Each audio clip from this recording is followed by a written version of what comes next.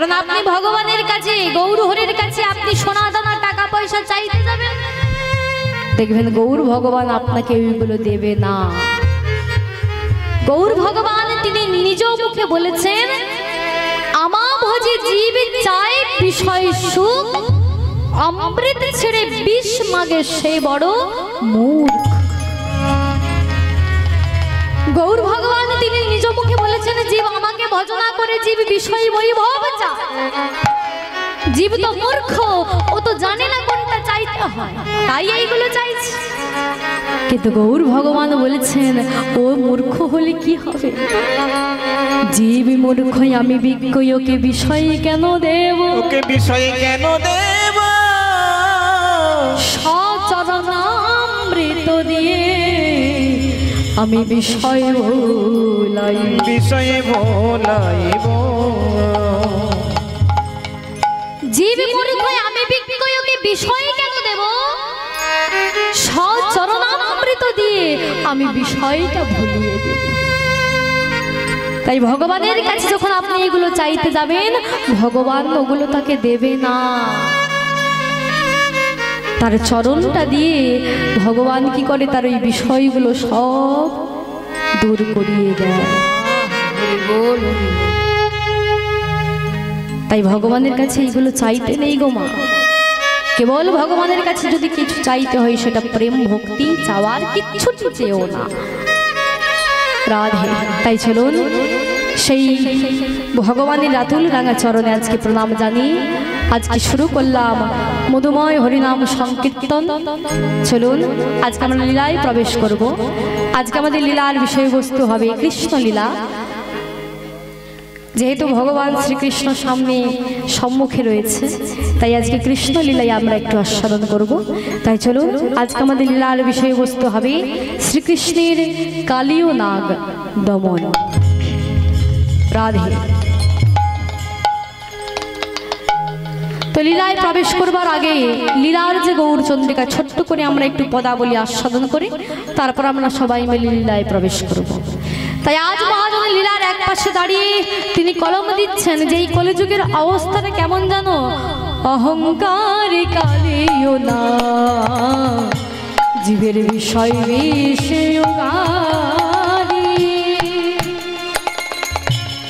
অহংকার কালীয় না জীবে বিষয় বিষগানে। এই সংসার কালী দহে দেখো পরে জীব জানি। এই সংসার কালী দহে জীবে পরে বিষগানে। এই সংসার কালী দহে সদাই রূপে মরেছে, ডুবে মরেছে, ডুবে মরেছে। এই সংসার কালী দহে জীব ডুবে মরেছে, সংসার কালী দহে জীবে ডুবে মরেছে। সংসারে কালী দহে জীব ডুবে মরেছে, সংসার কালী দহে জীব ডুবে মরেছে। এই সংসারটা হলো কালীদহ। এই সংসাররূপী কালীদহের মধ্যে জীব পড়ে জীবকে বিষয়রূপী বিষে দিনরাত্রি জর্জরিত করেছে বাবা। আর এই সংসাররূপী বিষ থেকে যদি কাউকে বাঁচাতে হয় তাহলে কি করতে হবে? কি গো মা, বিষ থেকে যদি কাউকে বাঁচাতে হয় তাহলে তাকে সুধা দিতে হবে, অমৃত দান করতে হবে। তাই মহাপ্রভু তিনি কি করলেন? এই সংসাররূপী বিষয় বিষ থেকে আমাদেরকে উদ্ধার করবার জন্য তিনি আমাদের জন্য একটা অমৃত নিয়ে এসেছেন, যেটা হলো হরিনামামৃত অমৃত। তিনি তাই তা দেখে আমার গৌর হরি করুণা করে, তা দেখে আমার গৌর হরি করুণা করিয়া। তা দেখে আমার গৌর হরি করুণা করিয়া। বলি হরিনাম জীবের দ্বারে দ্বারে গিয়া হরিনা মন্ত্র দিলে জীবের দ্বারে দ্বারে গিয়া তাই সব জীবে উদ্ধারিল এই হরি নামের বাতাসে। সবে জীব উদ্ধারিল হরি নামের বাতাসে। বলি পড়িয়ার হিলল আপনার দোষে। পড়িয়ার ইলল জানে আপনার দোষে। আমি একা বাকি রইলাম, একা বাকি রইলাম, আমি একা বাকি রইলাম। একা বাকি রইলাম, বলি হেন দয়াল অবতারে একা বাকি রইলাম। হেন দয়াল অবতারে একা বাকি রইলাম। হেন দয়াল অবতারে একা বাকি রইলাম। হেন দয়াল অবতারে একা বাকি রইলাম। ভাগ্যে হলো না গো, হলো না গো, ভাগ্যে হলো না গো। হলো না গো, বলি মহাপ্রভুর কৃপা পাওয়া ভাগ্যে হলো না গো। মনকে পাপা ভাগ্যে হলো না গো। বলি মহাপ্রভুর কৃপা পাওয়া ভাগ্যে হলো না গো। মনকে পাপা আমি যেমনই এলাম তেমনই গেলাম। যেমন এলাম তেমন গেলাম, যেমন এলাম তেমন গেলাম। ভাগ্যে হলো না গো। তাই চলো আজকে আমরা সেই ভগবানের আতুল রাঙা চরণে প্রণাম জানি। আজকে আমরা ছোট্ট করে গৌরচন্দ্রিকা আস্বাদন করলাম। এইবারে আমরা বিষয়ে প্রবেশ করব। তো বিষয়ে যাওয়ার আগে বৃন্দাবনে তো প্রবেশ করব। বৃন্দাবনে যেতে হলে মামু কি বলে যেতে হয় গো? রাধে রাধে। চলুন আমরা একটু রাধে রাধে বলে আজকে আমরা বৃন্দাবনে সবাই মিলে প্রবেশ করি।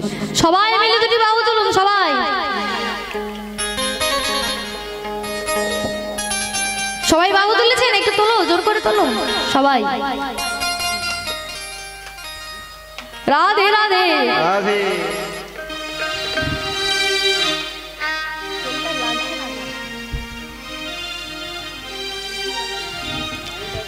সবাই সবাই তোলো তোলো তোলো সবাই। রাধে রাধে বলে দুটি বাহু তুলে যাব মোরা মধুর বৃন্দাবন। হেরিব মদন মোহন। বলো রাধে রাধে বলে সবাই মিলে। বাহু তুলে যাব মোরা মধুর বৃন্দাবন। হেরব হেরব হেরব মদন মোহন। রাধে রাধে বলে দুটি বাহু তুলে যাব মোরা মধুর বৃন্দাবন। হেরিব মদন মোহন। রাধে রাধে বলে দুটি বাহু তুলে যাব মোরা মধুর বৃন্দাবন। হেরিব মদন মোহন। সবাই মিলে রাধে রাধে বলে দুটি বাহু তুলে যাব মোরা মধুর বৃন্দাবন। হেরব মদন মোহন। রাধা কুণ্ড, রাধা কুণ্ড, শ্যাম কুণ্ড, গিরি গোবর্ধন। রাধে রাধা কুণ্ড শ্যাম কুণ্ড গিরি গোবর্ধন। রাধাকুণ্ড, রাধাকুণ্ড, শ্যামকুণ্ড, গিরি গোবর্ধন।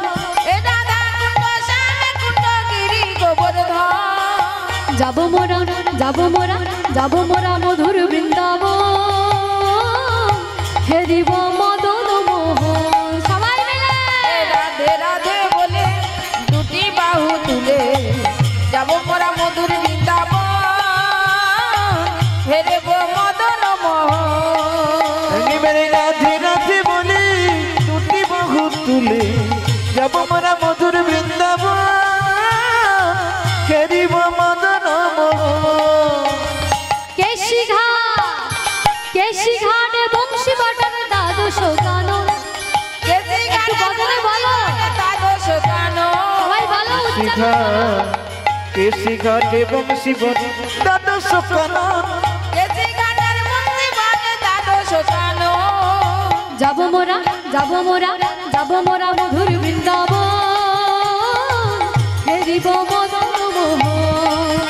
এই রাধে রাধে বলে দুটি বাহু তুলে হরিব মদন বৃন্দাবন হেরেব মদন মোহন। একেবারে রাধে রাধে বলে দুটি বাহু তুলে যাব মোরা মধুর বৃন্দাবন হেরিব মদন মোহন। এই রাধে রাধে তাই গৌর হরি হরি যাব মোরা মধুর বৃন্দাবন হেরেব মদন মোহন। জয় রাধে জয় রাধে জয় রাধে জয় রাধে জয় রাধে জয় রাধে জয় রাধে জয় রাধে জয় রাধে জয় রাধে জয় রাধে জয় রাধে জয় রাধে জয় রাধে জয় রাধে জয় রাধে। জয় জয় রাধা রানী কি জয়। বলছেন নাকি আরেকটু জোর করে বলো জয় জয় রাধা রানী কি শ্যাম সুন্দর কি মদন মোহন কি মদন গোপাল কি 64 মহান্ত কি অষ্টকবিরাজ কি সাউন্ড কিন্তু কমে যাচ্ছে বৃন্দাবন ধাম কি ভক্ত বৃন্দ কি শ্রী গুরু নিতাই গৌর শিরনাথ ব্রহ্মানন্দে হরি হরি হরি বল হরি বল।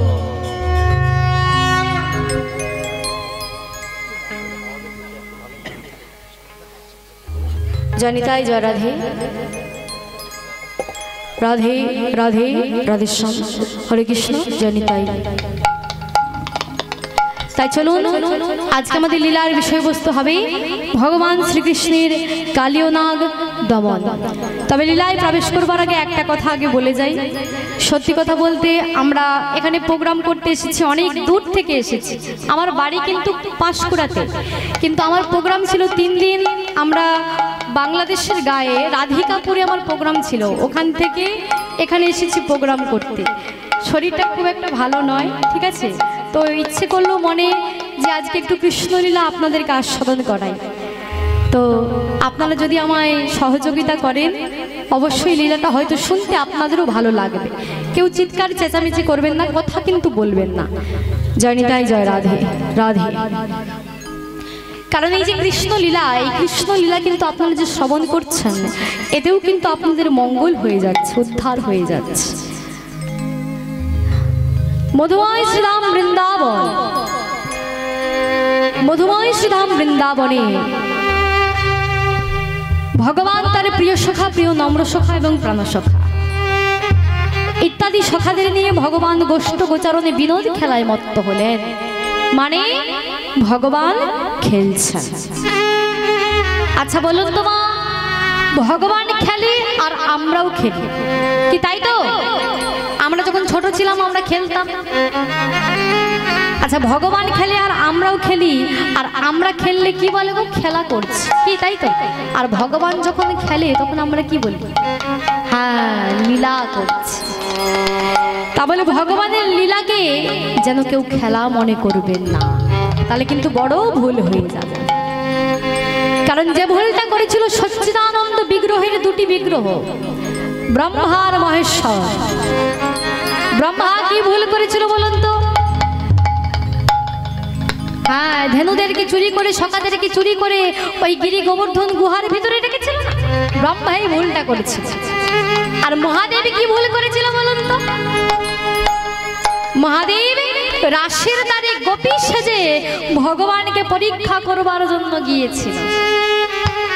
এই যে একই অপরাধী অপরাধী দুজন, ব্রহ্মা আর মহেশ্বর। সেই ব্রহ্মা মহেশ্বর যখন তারা তাদের নিজের ভুলটা বুঝতে পারলো যে তারা অপরাধ করেছে, ছুটছুটে ছুটছুটে গেল ভগবানের রাতুলে রাঙা চরণে ক্ষমা চাইতে। প্রভু বড় অপরাধ করেছি, দয়া ভাই তুমি আমাদের ক্ষমা করে দাও। প্রভু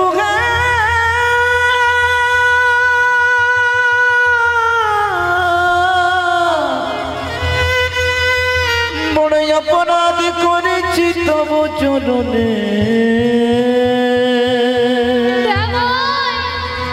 তুমি আমাদের ক্ষমা করে দাও। ক্ষমা করে দাও গো দয়াময়।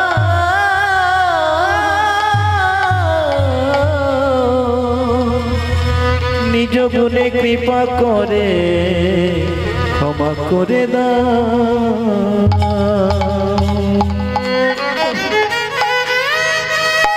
আমরা না জেনে না বুঝে তোমার চরণে অনেক বড় অপরাধ করেছি, তুমি আমাদের ক্ষমা করে দাও। ভগবান বললেন, ব্রহ্মা মহেশ্বর, তোমরা তো আমার চরণে অপরাধ করনি, তোমরা অপরাধ করেছো আমার ভক্তের চরণে। তোমরা কি জানো না, যারা আমাকে নররূপী লীলা করতে দেখে, যারা আমাকে মানুষের ন্যায় মনে করে, তাদের মতো তোমরা আমায় করেছো অপমান। তাই তোমাদের দিলাম অভিশাপ, আগত জন্মে তোমরা নরকুলে গিয়ে জন্মগ্রহণ করবে না। না প্রভু না, অত বড় দণ্ড তুমি আমাদের দিও না, অত বড় দণ্ড তুমি আমাদের দিও না প্রভু। আমরা না জেনে না বুঝে তোমার চরণে অপরাধ করেছি, এত বড় দণ্ড তুমি দিও না। ভগবান বললেন, ব্রহ্মা মহেশ্বর, অভিশাপ যখন আমি দিয়েছি তা তো বলবে, তোমরা তো নরকুলে অবশ্যই যাবে। ব্রহ্মা মহেশ্বর নয়নের জলে বদন ভাসিয়ে বলছে, তুমি অভিশাপ দিয়েছো আমরা তো নরকুলে যাব প্রভু, তবে এইটুকু আশীর্বাদ করো, আমরা যেন নরকুলে গিয়ে আমরা যেন তোমার লীলা মাহাত্ম্য জানতে পারি, বুঝতে পারি, শুধু এইটুকু আশীর্বাদ করো। ভগবান হাসতে হাসতে বললেন, ব্রহ্মা মহেশ্বর, আমি এতদিন জানতাম তোমরা বড় বোকা, কিন্তু আজ আমি জানতে পেরেছি তোমরা বড় চালাক। তোমরা নরকুলে গিয়ে তোমরা আমার লীলা মাহাত্ম্য জানতে চাইছো, বুঝতে চাইছো, কিন্তু আমি ছাড়া আমার লীলা মাহাত্ম্য তোমাদের জানাবে কে, বোঝাবে? তাই আমাকেও তো তোমাদের সঙ্গে নরকুলে যেতে হবে। নাম যখন আমার ভক্ত বাঞ্ছা কল্পতরু, আমি নিশ্চয়ই তোমাদের মনের ইচ্ছা পূর্ণ করব। আগত কলিযুগে যেদিন আমি নদিয়ায় গিয়ে গৌরাঙ্গ হব, সেই দিন ব্রহ্মা তুমি হবে ব্রহ্ম হরিদাস, আর মহাদেব তুমি হবে শান্তিপুরের সীতানাথ অদ্বৈত আচার্য। সেই দিন আমার লীলা মাহাত্ম্য সর্বপ্রথম তুমি জানতে পেরে জগৎকে দান করবে, তবে জগতে জানবে, তার আগে নয়। তাই দেখুন বা, তাই ভগবান খেললে হয় লীলা, আর আমরা খেললে হয় খেলা, এটাই পার্থক্য। তাই আজ ভগবান তিনি কি করছেন, সখাদেরকে সঙ্গে নিয়ে আজ গোবিন্দময় বৃন্দাবনে লীলা করছে। ওমা, আজকের খেলাতে সবাই উপস্থিত হয়েছে, কিন্তু একজন বাদ দিয়ে, সে কে জানো? বলরাম। ভগবান শ্রীকৃষ্ণের বড় দাদা ছিল বলরাম, আজকে লীলাতে কিন্তু বলরাম আসেন। কেন জানো? আজকে বলরামের জন্মদিন তো, তাই রোহিণী মা কি করেছে, বলরামকে গোচারণে পাঠাচ্ছেন। তবে মা যশোমতীও তার গোপালকে গোচারণে পাঠাবে না। তবে শ্রীরাম বলে উঠলো, ও মা, মা তুমি আমাদের সঙ্গে আমাদের ভাই কানাইকে পাঠিয়ে দাও, আমরা নিয়ে যাব, আবার সঙ্গে করে নিয়ে আসো, তুমি কোনো চিন্তা করো না, পাঠিয়ে দাও না মা। যেই না বলেছে, মা যশোমতী কি করলেন, গোপালকে সুন্দর করে সাজিয়ে শ্রীরামের করে দায়িত্ব দিয়ে বলল, যা বাবা, আমার গোপালকে সঙ্গে করে নিয়ে যাস, আবার সঙ্গে করে কিন্তু নিয়ে আস। বলে, হ্যাঁ মা, তুমি কোনো চিন্তা করো না। তাই ভগবান কি করলেন, শ্রীরাম সুদাম সখাদেরকে নিয়ে গোবিন্দ আমার বৃন্দাবনে সুন্দর করে বিনোদ খেলায় মত্ত হলেন। ভগবান খেলছেন কেমন ভাবে, খেলত নন্দ দুলাল আজি, খেলত নন্দ দুলাল, হরি হরি আজি, খেলত নন্দ দুলাল, আজি খেলত নন্দ দুলাল।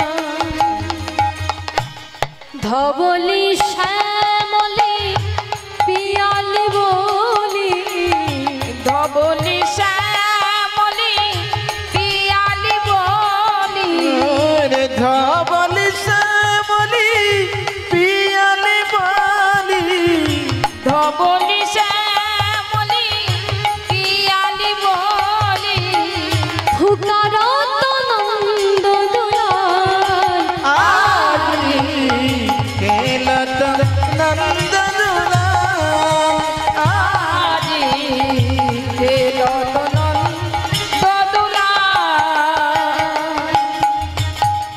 শ্রীদাম সুদাম সাথে খেলেছে ব্রজের পথে।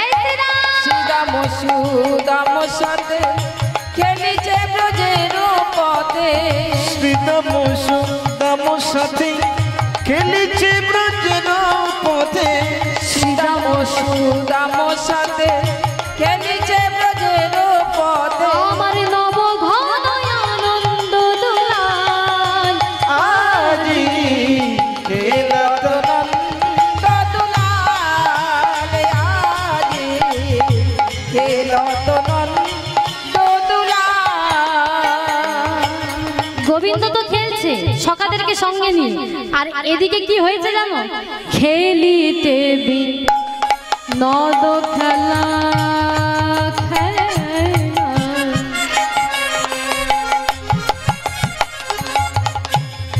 সব সবা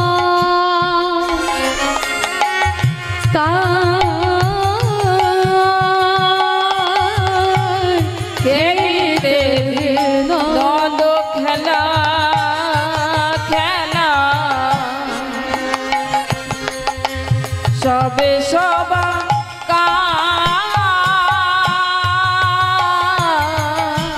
পিপাসা প্রাণে যায় রক্ষা করে কানা আজি পিপাসা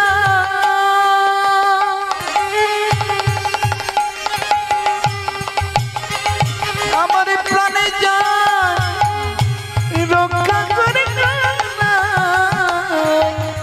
বলে কোথা গেলে জল খেতে পাবো কোথা গেলে জল খেতে পাবো কোথা গেলে জল খেতে পাবো বলি ওরে আমার ভাই রে কানাই কোথা গেলে জল খেতে পাবো বল না ওরে আমার বল ভাই রে কানাই কোথা গেলে জল খেতে পাবো এই ভাই ভাই খেলতে খেলতে প্রচন্ড তৃষ্ণা পেয়েছি, বলতে পারিস কোথায় গেলে একটু জল পাবো বলতে পারিস? হ্যাঁ এই কানা মনে হয়েছে ওই যে যমুনা, ওই যমুনা থেকে আমরা জল পান করে আসছি, তুই এখানে বস, আমরা ওই যমুনা থেকে আমরা জল পান করে আসছি। গোবিন্দ বলছে শ্রীরাম জল পান করতে যাচ্ছিস যা, তবে একটা কথা মনে রাখিস ভাই, ওই যমুনার স্বচ্ছ কালো জল দেখে তোরা যেন আমায় ভুলে না যাস। শ্রীরাম বলছে কানাই রে তুই হলি আমাদের প্রাণের সখা, আর আমরা তোকে ভুলে যেতে পারি? হ্যাঁ আমরা তোকে ভুলে যেতে পারি না। দেখুন মা সখ্য প্রেমের ভালোবাসা কত মধুর, সখারা কেমন ভাবে ভগবানকে ভালোবেসেছিল জানো? সখ্য প্রেমের ভালোবাসা কত মধুর কত গাঢ় দেখুন। এই রসে দেহ মন প্রাণকে না ডুবলে এই রস আস্বাদন করা যায় না। একদিন কি হয়েছে, একদিন গোবিন্দ শ্রীরামকে ডেকে বলছে শ্রীরাম এই শ্রীরাম আমায় প্রচন্ড ক্ষুধা লেগেছে, তুই আমার জন্য কিছু একটা ব্যবস্থা করে দে দেখি। তো শ্রীরাম বলছে কানাই এই বনমাঝারে আমি তোর জন্য কি ব্যবস্থা করব? বলে যে কোনো প্রকারে তুই আমায় একটা কিছু ব্যবস্থা করে দে, আমায় প্রচন্ড ক্ষুধা লেগেছে। সঙ্গে সঙ্গে শ্রীরাম কি করেছে জানো বাবা? গভীর জঙ্গলের ভিতরে প্রবেশ করেছে, আর জঙ্গলের ভিতরে প্রবেশ করে একটা বড় বৃক্ষ দেখতে পেয়েছে, আর বৃক্ষের উপরে উঠে একটা ফলকে শ্রীরাম পেড়েছে। আর ফলটাকে পেড়ে শ্রীরাম কি করছে, এই ফলটার দিকে তাকিয়ে মনে মনে ভাবছে কানাই এই ফলটা তো আমি বৃক্ষ থেকে পেড়েছি, কিন্তু এই ফলটা যদি বিষ ফল হয় এই ফলটা যদি বিষ ফল হয়, এই ফলটা যদি আমি তোর বদনে দিই, বলতে পারিস ভাই, তোর যদি কিছু হয়ে যায় আমি ঘরে গিয়ে মাকে কি জবাব দেব বল। তাই শ্রীরাম কি করেছে জানো, ওই ফলটাকে নিয়ে এক কামড় দিয়েছে, এক কামড় দিয়েছে। আর যেই না এক কামড় দিয়েছে বললো বাবা বাবা খুব সুন্দর মিষ্টি ফল তো, যাক এইবার এই ফলটা আমি কানাইকে দেবো, এই ফলটা মিষ্টি লেগেছে, এই ফলটা আমি এবার কানাইকে।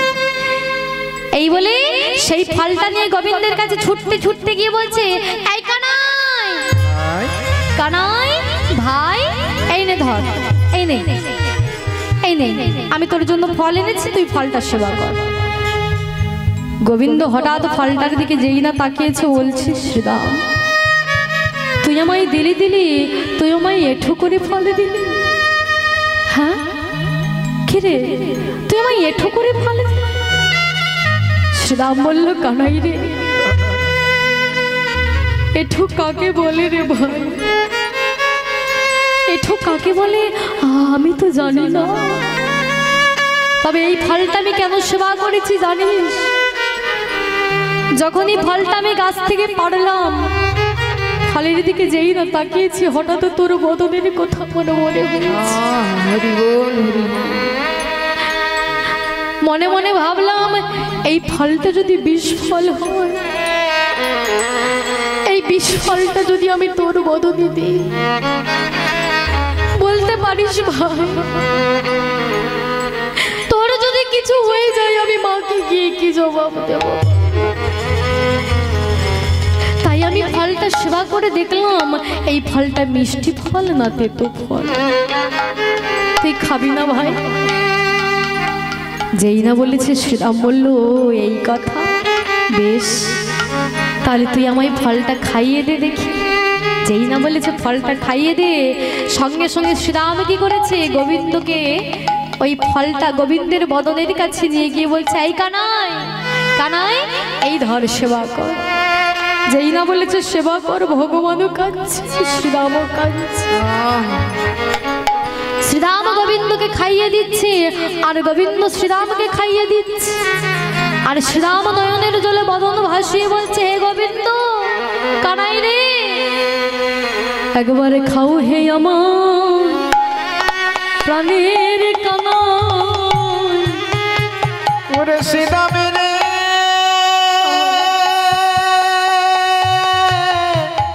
কানাই ওরে খাও রে আমার কানাই প্রাণের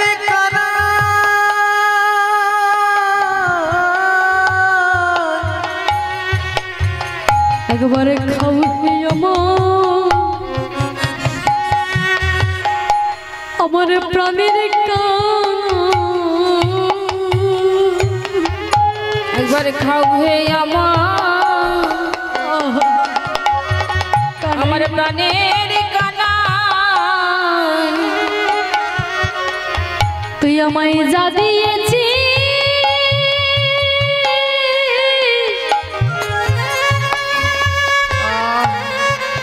আমি তোর তাই দিয়েছি। হরি বল হরি বল। খাও হে আমার প্রাণের কানাই, কানাই তুই আমায় যা দিয়েছিস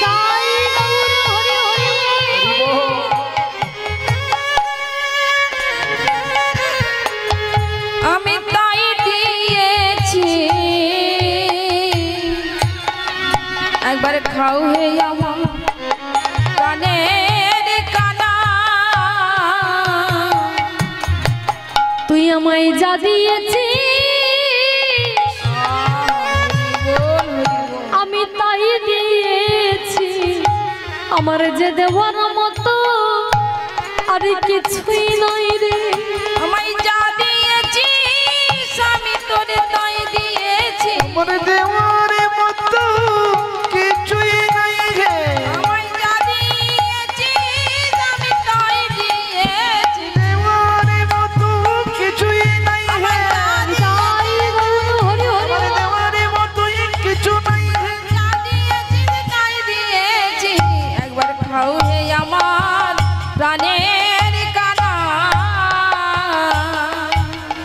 তাই শ্রীরাম বলছে, কানাই তুই হলি আমাদের প্রাণের সখা, আর আমরা তোকে ভুলে যেতে পারি না।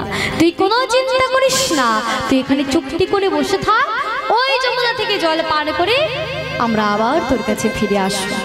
এই বলে সকারা ঘুরতে ঘুরতে ঘুরতে ঘুরতে ঘুরতে ঘুরতে এমন একটা জায়গায় এসে পৌঁছে গিয়েছে, যেই জায়গাটার নাম হলো যমুনার একটি দহ, যার নাম কালীদহ। তাই বৈষ্ণব পদকবি সেই কালীদহের বর্ণনা করতে গিয়ে বললেন, যমুনার এক দহে কালিও নাগ তাহা রহে, যমুনার এক দহে কালিও নাগ তাহা রহে, যমুনার এক দহে কালিও নাগ যাহা রহে, যমুনার এক দহে কালিও নাগ তাহা রহে। বিষ জল দহন সমান গো, বিষ জল দহন সমান, যাহার বিষ জল দহন সমান গো, বিষ জল দহন সমান। ওগো তাহা নয় পরে বা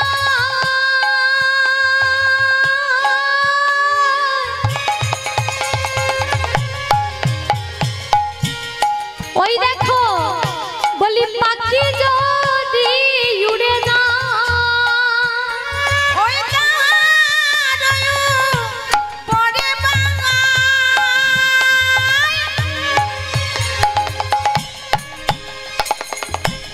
পাখি যদি উড়ে যায়, তবে মরে পাখি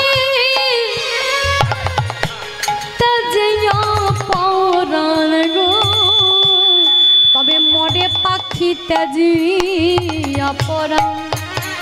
তবে মরে পাখি তেজিয়া পরাণ গো, মরে পাখি তেজিয়া পরাণ।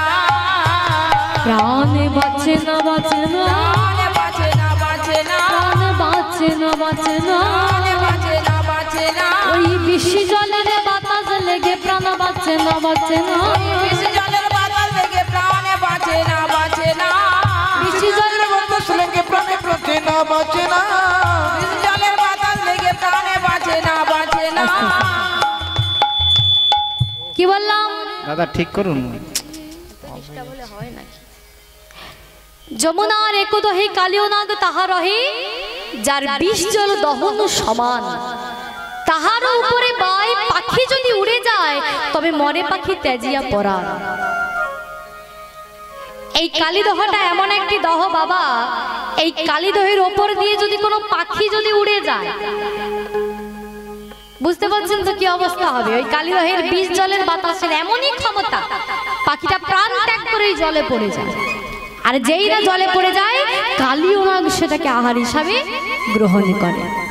এইভাবে কালীয় নাগ সারা বৃন্দাবনকে একদম বিষাক্ত করে তুলেছে।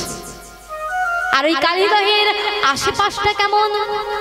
স্থাবর জঙ্গম কীট পতঙ্গ পশু পাখি কেউ বেঁচে নেই, সবাইকে মেরে ফেলেছে ওই বিষ জলের এমনই ক্ষমতা বাবা। ভাবতে পেরেছেন তো? ওই কালীদহের বিষ জলের এমনই ক্ষমতা, সবাইকে মেরে ফেলেছে।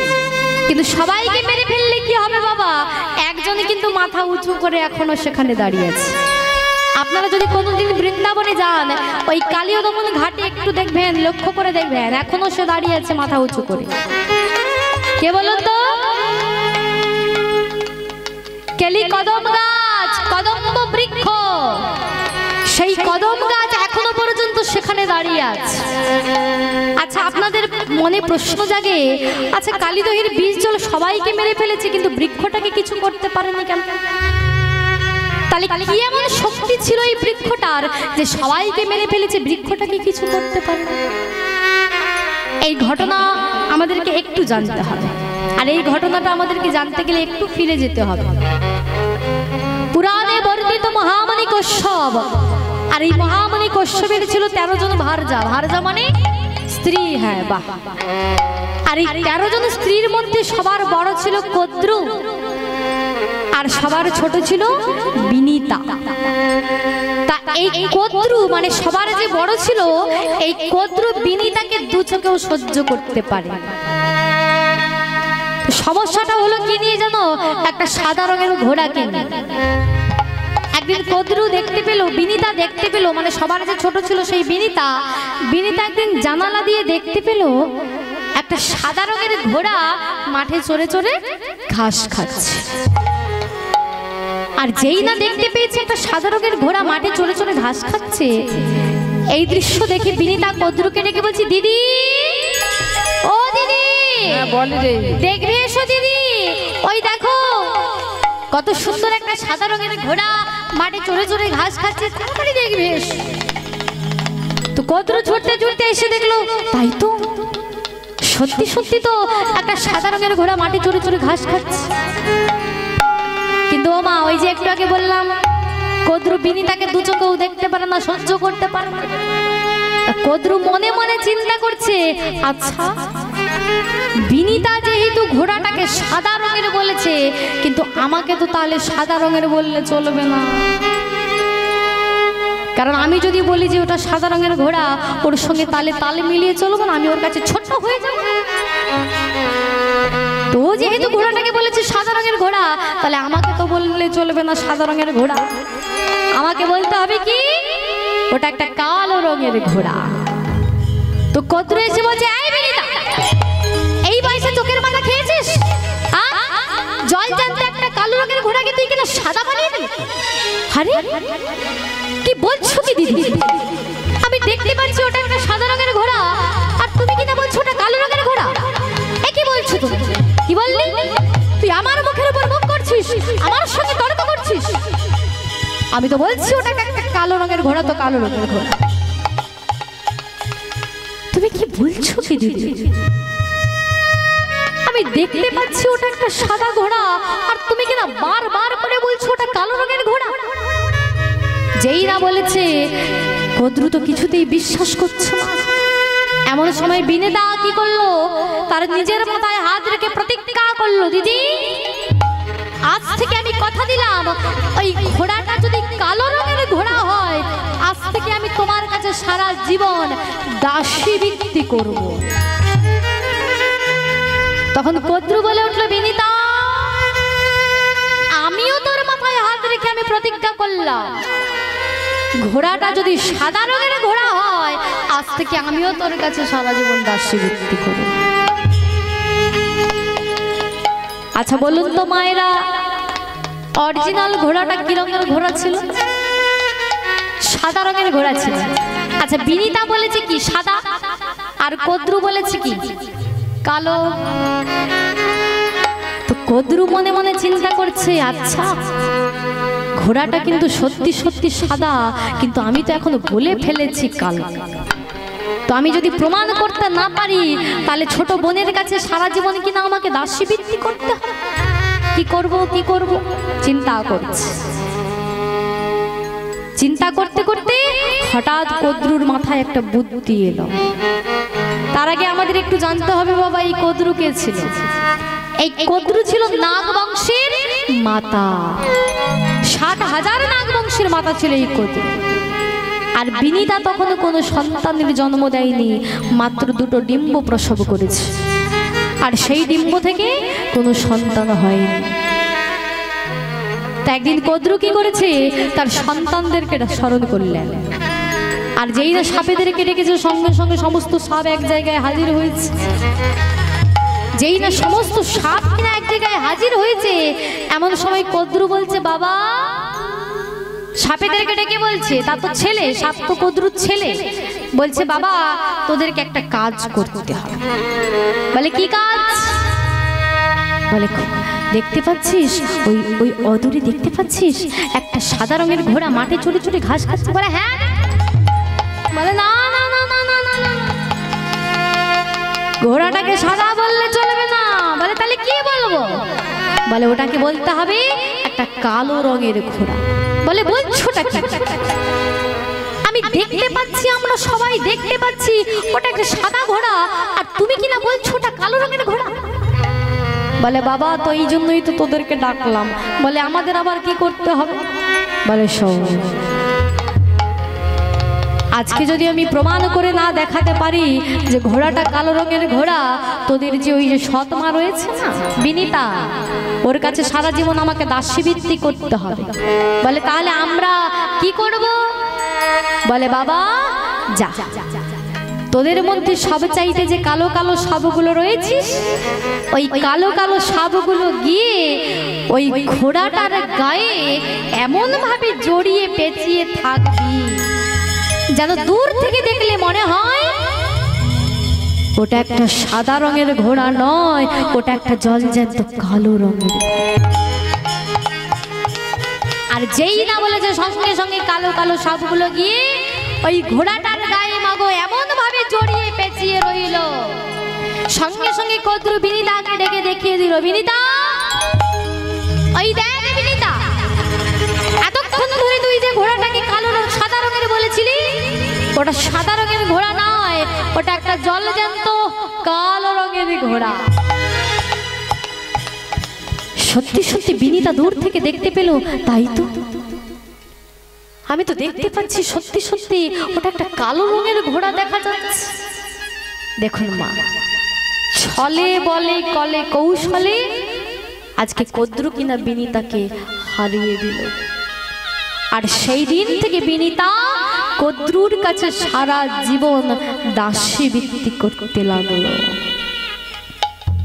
দিন যায়, মাস যায়, বছর চলে যায়, বিনিতার দুঃখটা কে বুঝবে? বিনিতা গোবিন্দের কাছে গিয়ে বলছে, হে গোবিন্দ, আজ যদি আমার একটা সন্তান থাকতো, হয়তো আমার মনের দুঃখটা একটু হলেও বুঝত। কিন্তু কিন্তু আজ আমার একটা সন্তান নাই বলে, আমার একটা সন্তান নাই বলে বড় দিদির কাছে আমাকে কিন্তু দাসীবৃত্তি করতে হচ্ছে। একদিন বিনিতা মনের দুঃখে ক্ষোভে অপমানে রেগে গিয়ে তার ওই একটা ডিম্বকে নিয়ে অকালে মাটিতে আছাড় দিয়ে ফেলল। আর যেই না আছাড় দিয়ে ফেলেছে, সঙ্গে সঙ্গে ওই ডিম্ব থেকে অর্ধ শরীরে নিয়ে জন্ম হলো অরুণে। আর অরুণ জন্মগ্রহণ করে বলছি, মা তুমি আমায় অকালে কেন জন্ম দিলে? মা বলো মা, বলো, এখন এখন এই জ্বালা নিয়ে যন্ত্রণা নিয়ে আমি কোথায় যাব?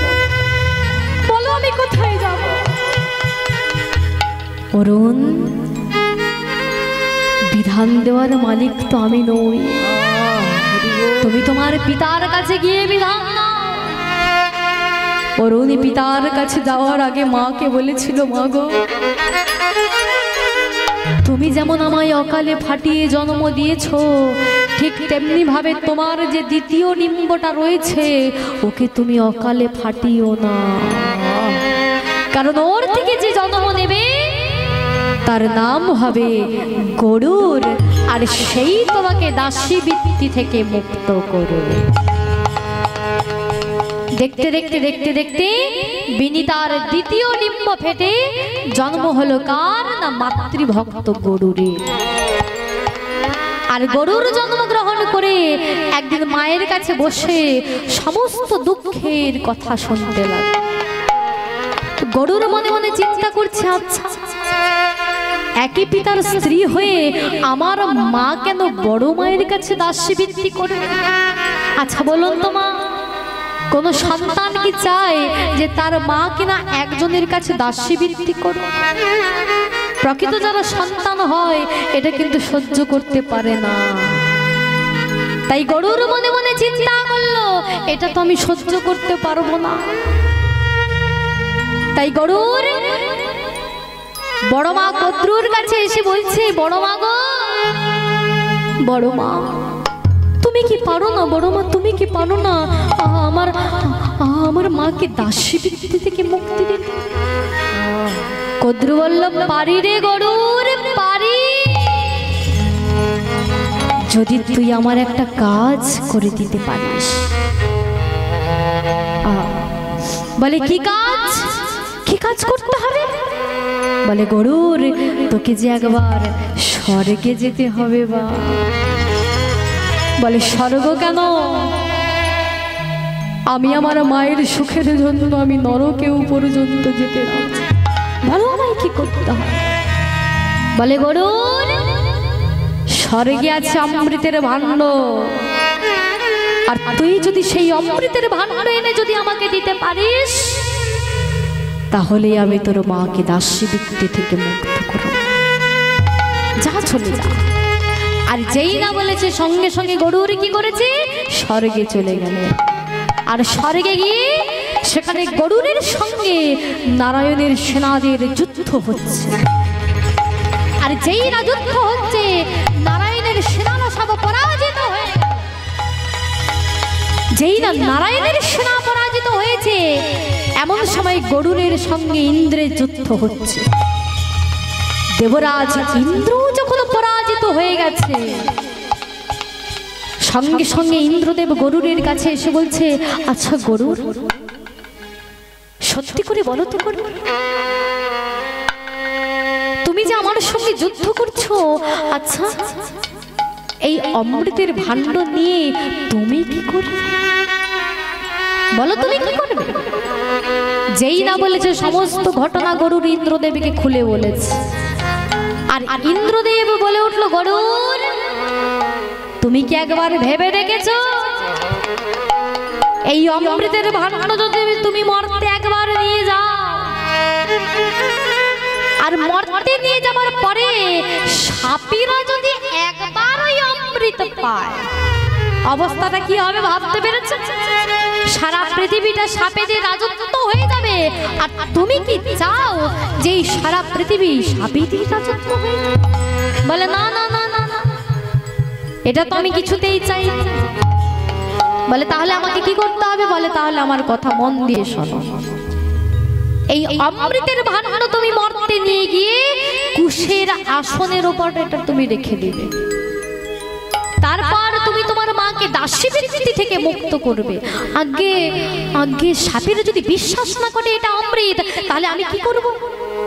বলে সাপেরা যদি বিশ্বাস যদি না করে, তাহলে কিছুটা অমৃত নিয়ে মরা ঘাসে ছিটিয়ে দেবে। আর যেই না মরা ঘাসে ছিটিয়ে দেবে, সঙ্গে সঙ্গে মরা ঘাস জ্যান্ত হয়ে যাবে। মরা ঘাস জ্যান্ত হয়ে যাবে। তাহলেই বুঝতে পারবে যে হ্যাঁ সত্যি সত্যি অমৃত এনেছে। বলে তারপর আমার ছেলে জয়ন্ত এসে, ইন্দ্রের ছেলের নাম জয়ন্ত, আমার ছেলে জয়ন্ত এসে অদৃশ্য অবস্থায় এই অমৃতের ভাণ্ড স্বর্গে নিয়ে চলে আসে। যাও তুমি চলে যাও। তাই গরুর কি করেছেন? ওই স্বর্গ থেকে অমৃতের ভাণ্ড নিয়ে আসছে। আর ওই স্বর্গ থেকে অমৃতের ভাণ্ড নিয়ে আসবার সময় ওই যে মাগো বৃন্দাবনে কেলি কদম গাছ, ওই কেলি কদম্ব বৃক্ষে মাত্র 2 দণ্ডকাল বসে বিশ্রাম নিয়েছে। আর ওই যে বিশ্রাম নিয়েছিল, ওই অমৃতের ভাণ্ড থেকে কিছুটা অমৃত ওই বৃক্ষে পড়ে যায়। আর যেই না বৃক্ষের মধ্যে পড়ে যায়, সেই থেকে ওই কেলি কদম্ব বৃক্ষ অমর হয়ে গেছে। নিতাই গৌর হরি বল। তাই এদিকে সখারা কি করেছে? জল পিপাসা পেয়েছে। তাই সখারা ঘুরতে ঘুরতে ঘুরতে ঘুরতে ঘুরতে ঘুরতে সেই যমুনার কাছে এসেছে। আর যেই না যমুনার কাছে এসেছে, দেখতে পেল যমুনা, কালো যমুনা। আর ওই যমুনার স্বচ্ছ কালো জল দেখে সখাদের তৃষ্ণা আরো বেড়ে গেছে। সখারা 7 পাঁচ চিন্তা না করে একে একে অঞ্জলি পূর্ণ করে যেই না পান করেছে, অমনি প্রাণে জ্বলে যায়।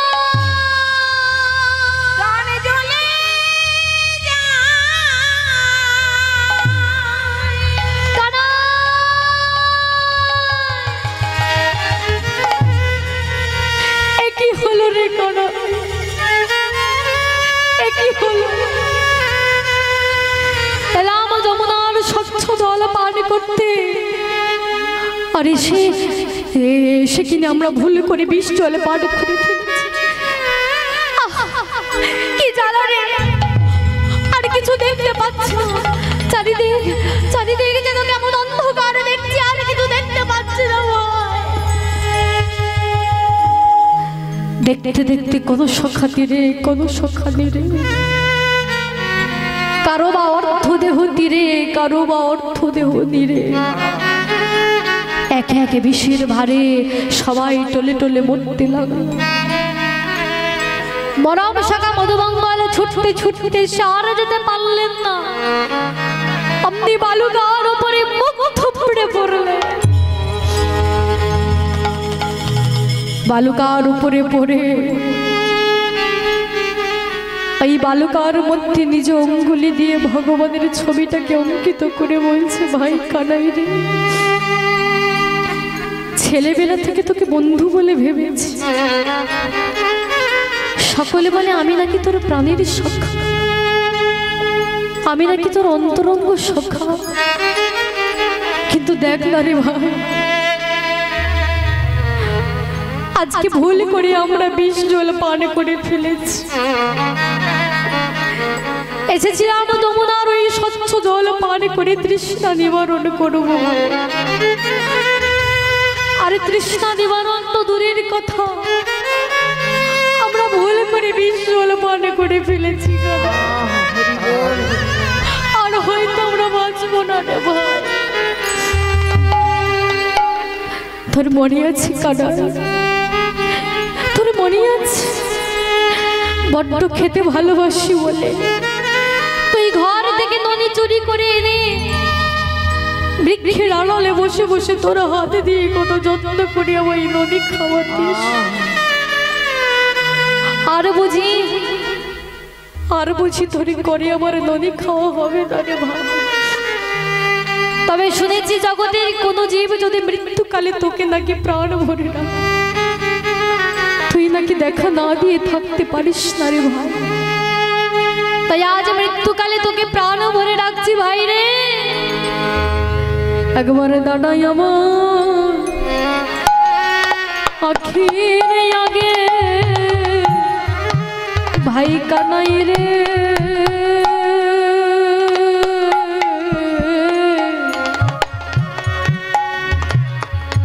একেবারে দাঁড়ায়া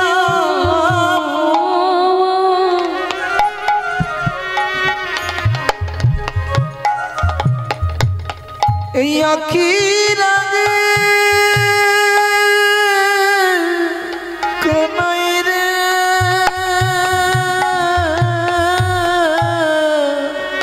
ভাই রে একবার দাঁড়ায়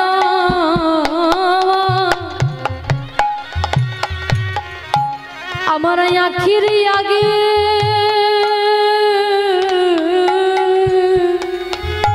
ভাই কানাই রে,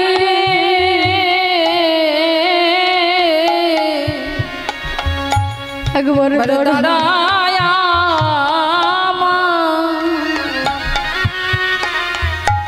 আখির আগে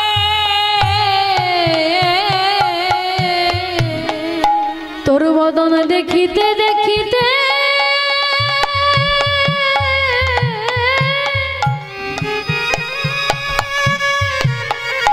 ভাই কানাই রে,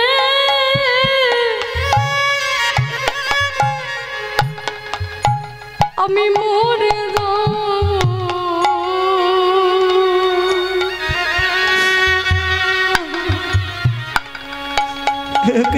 একবার দাঁড়ায়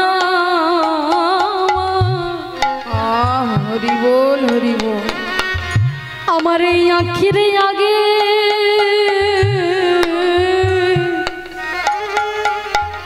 তোর বদনে দেখিতে দেখিতে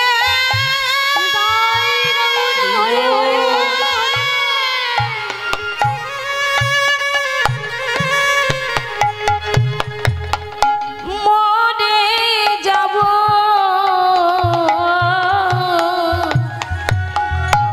একবারে দাঁড়ায়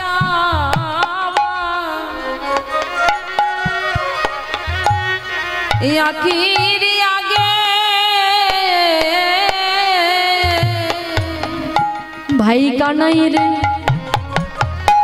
শুনেছি মরণের কালে যদি কেউ তোর বদন দেখে মরতে পারে, হরি বল হরি বল।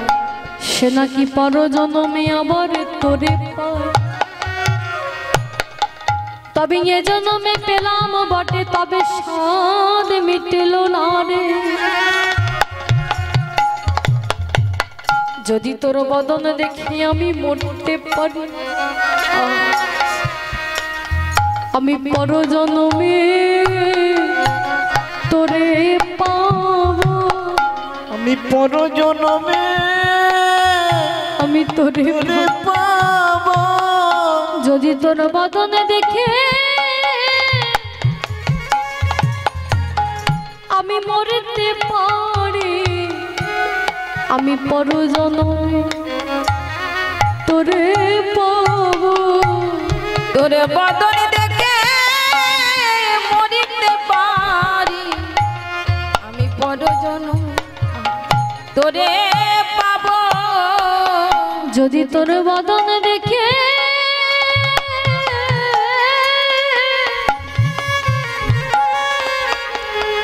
আমি মরতে পারি, আমি পরজন্মে হরি বল হরি বল। কানাই তোরে পাবো।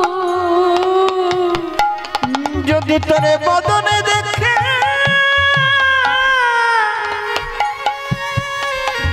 মরিতে পারি, আমি পরজন্মে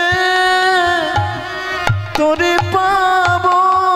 যদি তোর বদন দেখে মরতে পারি, আমাদের নিয়ে জন্মে সাথ মিটিল না রে। তোর বদন দেখে মরতে পারি, এই জন্মে সাথ মিটিল না রে। তোর বদন দেখে মরিতে পারি, এই জন্মে সাথ মিটিল নাই গে। তোর বদন দেখে মরিতে পারি, এই জন্মে সাথ মিটিল নাই গে। তোর বদন দেখে মরিতে পারি, এই জন্মে সাথ মিটিল নাই গে। তোর বদন দেখে মরিতে পারি, এই জন্মে সাথ মিটিল নাই গে। তোর বদন দেখে মরিতে পারি, জন্মে সাথ মিটিল নাই গে। তোর বদন দেখে মরিতে পারি, এই জন্মে সাথ মিটিল নাই গে। তোর বদন দেখে মরিতে পারি, এই জন্মে সাথ মিটিল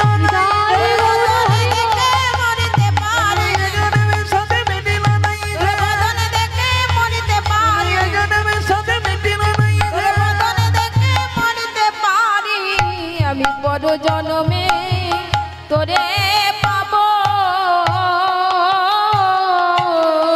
দেখতে দেখতে সমস্ত সখারা একে একে বিষের ভারে তারা টলে টলে সবাই মরতে লাগলো।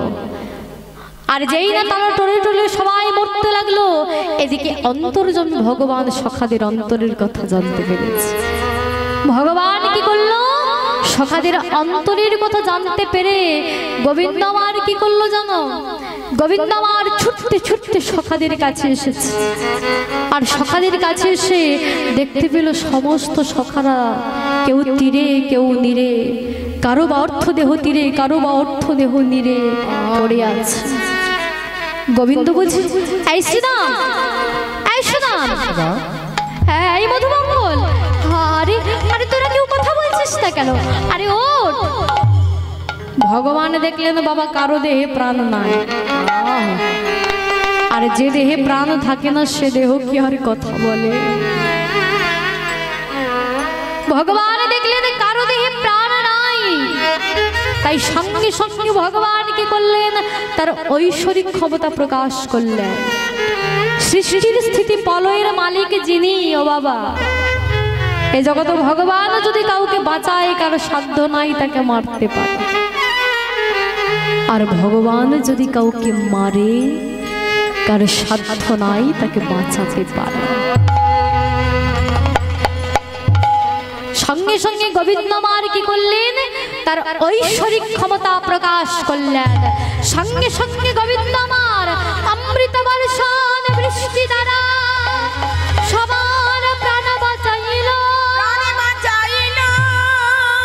প্রাণ ফিরে পেয়ে কানাই কানাই বলে নাচিতে লাগিল।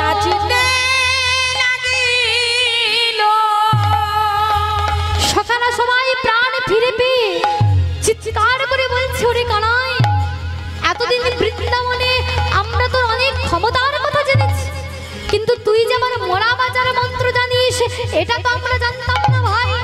তাই আজ থেকে আমরা বৃন্দাবনের পথে পথে গিয়ে বলবো, ব্রজবাসী, আজ থেকে আর তোমাদের কারো কোনো ভয় নাই, কারণ আমাদের ভাই কানাই আছে।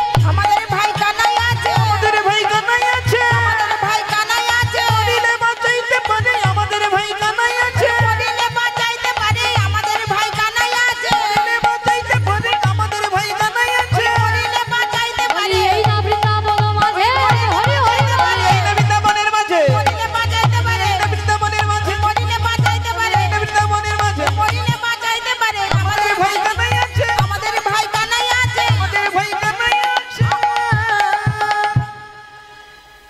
সমস্ত সখারা প্রাণ ফিরে পেয়েছে। আর যেই না প্রাণ ফিরে পেয়েছে এমন সময় গোবিন্দ বলছে, সখা তোরা দাঁড়া এখানে, আমি আমি ওই কালিয়নাগকে দমন করবার জন্য আমি যাচ্ছি। এই বলে যেই না গোবিন্দ যেতে যাবে, শ্রীরাম কি করেছে, ছুটে ছুটে গিয়ে ভগবানের হাতটাকে চেপে ধরেছে। দাঁড়া দাঁড়া বলছি, কোথায় যাচ্ছিস তুই? হ্যাঁ, কোথায় যাচ্ছিস? বলে কেন, আমি ওই বেটা কালিয়নাগকে মারবার জন্য যাচ্ছি। বলে তোর সাহস তো কম নয়, যে কালিদহের বিষ জল পান করে আমরা মরে গিয়েছিলাম, আর তুই কিনা যাচ্ছিস সেই কালিদহের অধিপতি কালিয়নাগকে মারবার জন্য, তাকে দমন করবার জন্য।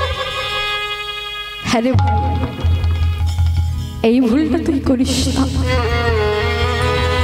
কারণ তোর যদি কিছু হয়ে যায় আমি ঘরে গিয়ে মাকে কি জবাব দেবো বলো? আজকে বলরাম আসে, মা যে আমার করে দায়িত্ব দিয়ে পাঠিয়েছিল যে আমার গোপালকে নিয়ে যাও, সবারে নিয়ে আসিস, তাই তোর যদি কিছু হয়ে যায় আমি ঘরে গিয়ে মাকে কি জবাব দেবো বল? তাই যাস না, ওদিকে যাস না ভাই, ওদিকে যাস না। কিন্তু ভগবান কেন শ্রীরামের কথা শুনবে? ভগবান শ্রীরামের কথাকে অবজ্ঞা করে শ্রীরামের হাতটাকে ছাড়িয়ে সঙ্গে সঙ্গে গোবিন্দ আমার কি করেছে জানো? ওই কেলি কদম্ব বৃক্ষটার উপরে উঠে দাঁড়িয়েছে। গোবিন্দ আমার ওই কেলি কদম্ব বৃক্ষটার উপর উঠে দাঁড়িয়েছে, আর দাঁড়িয়ে কি করেছে জানো? বলি দেখি যদু নন্দ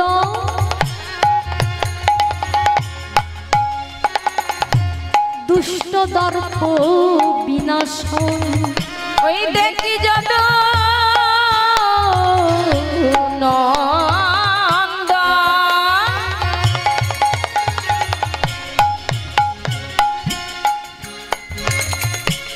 দুষ্ট দর্প বিনাশন, বলি উঠিলা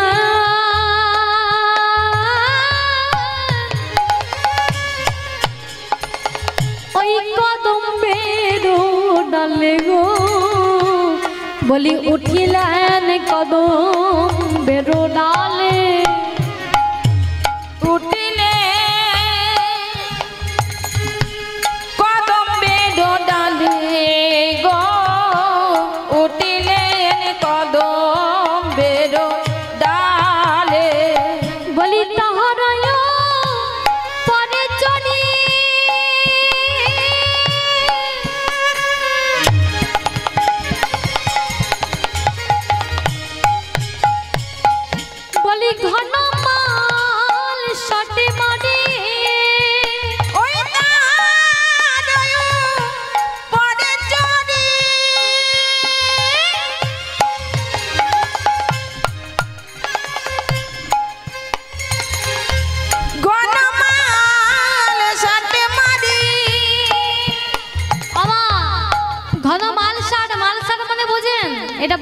খুব ভালো করে বুঝবে। এটা হলো ধুতি পরার এক ধরনের রীতি। বাঙালি মতে দেখবেন 3 ধরনের ধুতি পরা হয়। কেমন করে গো? একটাকে বলা হয় ফুলকোচা, আর একটাকে বলা হয় কোলকোচা, আর একটাকে বলা হয় মালকোচা। ফুলকোচা কাকে বলে? এই যে পড়েছেন ওই যে ধুতির কোচাটা নিচের দিকে লুটিয়ে লুটিয়ে যায় যখন রাস্তা দিয়ে হেঁটে হেঁটে যায়, এটাকে বলা হয় ফুলকোচা। আর একটাকে বলে কোলকোচা। সেটা কেমন না, নতুন জামাইরা দেখবেন যখন শ্বশুর বাড়িতে যায় না, ওই ধুতির কোচাটাকে নিয়ে পাঞ্জাবির পকেটের ভিতরে পুরে দেয় না, এমন করে না? হ্যাঁ, ওইটাকে বলা হয় কোলকোচা। আর একটাকে বলা হয় মালকোচা। সেটা কেমন না, ধুতির কোচাটাকে নিয়ে কমরের কাছ দিয়ে বেড়ি দিয়ে শক্ত করে একটা গিট দেয়া। এই ধরনের ধুতি বললে নিজেকে একটু আটো সাটো বলে মনে হয়, যেন যুদ্ধ করতে নাম। ভগবান তো যুদ্ধ করবে কালীয় নাগের সঙ্গে, তাই গোবিন্দ আমার কি করেছে, ধুতিটাকে এমন করে পড়েছে। বলি তাহার পরে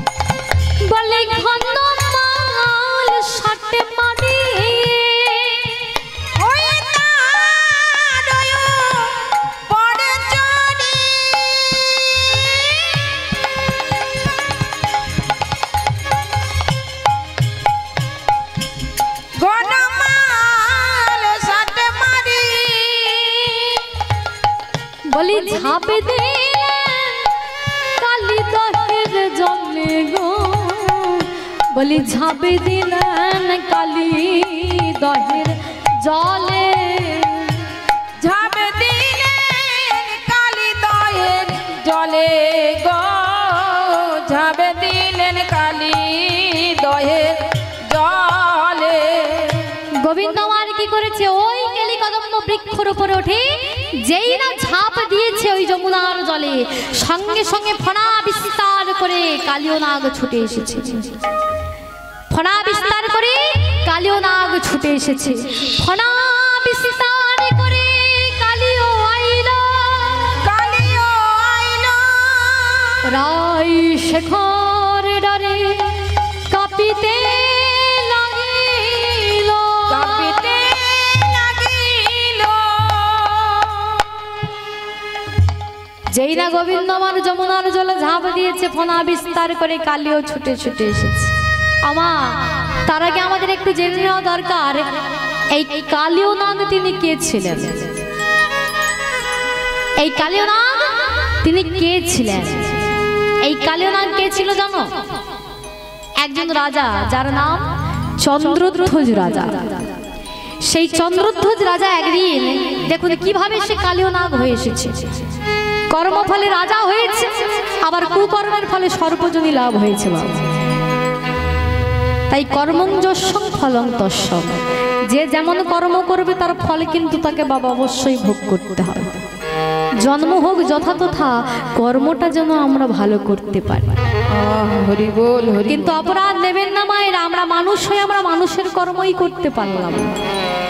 মানুষ হয়ে আমরা অনেকেই আছি পশুর ন্যায় আচরণ করি। পশুবৃত্তি মানব জাতি করেছে রে পালন, অজ্ঞানতার অহংকারে পরিপূর্ণ মন। পাপ পুণ্য ভালো মন্দ পশু জানে না, আর মানব জাতি জেনেও তারা মেনে চলে না। হরি বল।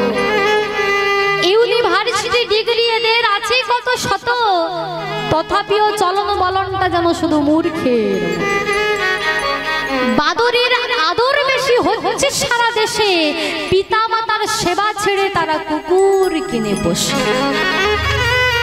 এমন কিছু মানুষ আছে এই বিশ্ব চরাচরে, হৃদয় ভরা নোংরা তাদের ভদ্রবেশে ঘুরে। ভদ্রবেশে ঘুরলে তাদের মানুষ বলে না, মানুষ হবে জাগবে যেদিন জ্ঞানীর চেতনা। হরি বল। চণ্ডীদাস কহে ওহে মানুষ, পশুর ধর্ম ছাড়ো, মানুষ যদি হতে চাও আগে মানুষের সেবা করো। তাই হরি বল, হরি বল, হরি বল। আমরা মানুষ হয়ে যদি আমরা মানুষের সেবা করতে নাই বা পারলাম, কি হলো মানুষ জন্ম নিয়ে? মানুষের সেবা করতে শেখো, কারণ ভারত ভূমিতে জন্ম যার জন্ম সার্থক করে করো বড় উপকার। পরের উপকার করতে শেখো, কর্ম করে যাও, পরের উপকার করো। হরি বল হরি বল। এই যে আজকে কমিটির দাদা ভাইরা এত সুন্দর হরিনামের আয়োজন করছেন,